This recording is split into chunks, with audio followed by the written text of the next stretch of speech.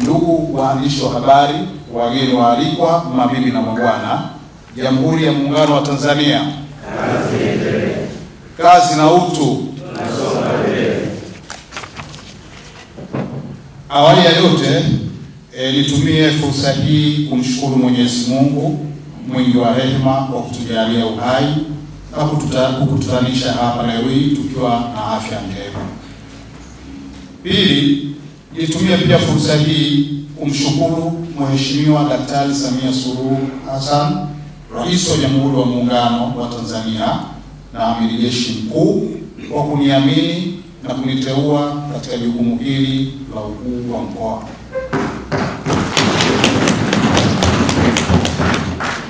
Aidha, niwashukuru viongozi wa mkoa pamoja na wananchi wa mkoa wa Kagera kwa mapokezi yenu mazuri yenye kutoa faraja, yanayoonyesha upendo na imani mlionayo kwangu. Nasema asanteni sana. Pia kwa heshima kubwa na ya kipekee nimshukuru na kumpongeza Mheshimiwa Hajat Fatuma Massa, mtangulizi wangu, kwa kunikabidhi ofisi ili nianze kutekeleza majukumu yangu. Pili, kwa kazi kubwa aliyoifanya katika kipindi chote cha utumishi wake.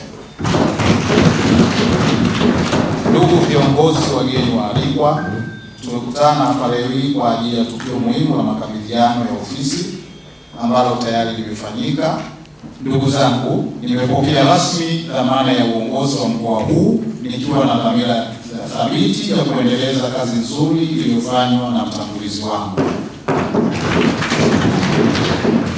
Aidha, baada ya hayo, nitumie fursa hii kusema maneno machache ya kiutekelezaji katika majukumu ya kuwaletea maendeleo ya wananchi wa mkoa wa Kagera.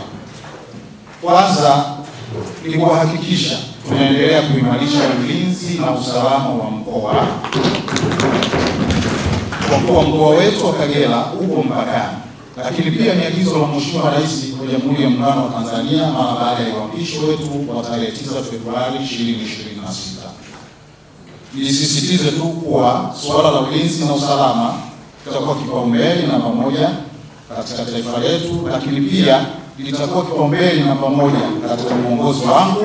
Nitashirikiana na vyombo vya ulinzi na usalama kuendelea kuimarisha usalama kwa kuwa mkoa wetu unapakana na nchi jirani. Pili, tutasimamia miradi ya maendeleo yote inayoendelea kutekelezwa na ile inayopangwa kutekelezwa ili thamani ya miradi hiyo iendane na thamani ya fedha zilizotolewa na serikali kutekeleza. Tutahakikisha miradi inakamilika kwa wakati ili huduma kwa wananchi kama yalivyo matarajio yao. Aidha, na yale yote yaliyoelezwa na Mheshimiwa mkuu wa mkoa mstaafu kama kipaumbele, basi mimi naahidi kuyafuatilia kwa kina na kuhakikisha yanakamilika kwa wakati.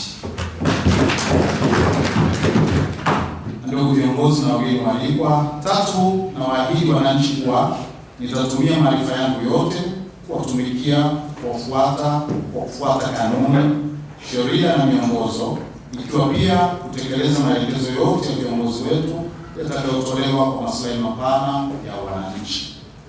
Ndugu viongozi na wageni waalikwa, kabla ya kuhitimisha salamu zangu, niwaombe ushirikiano.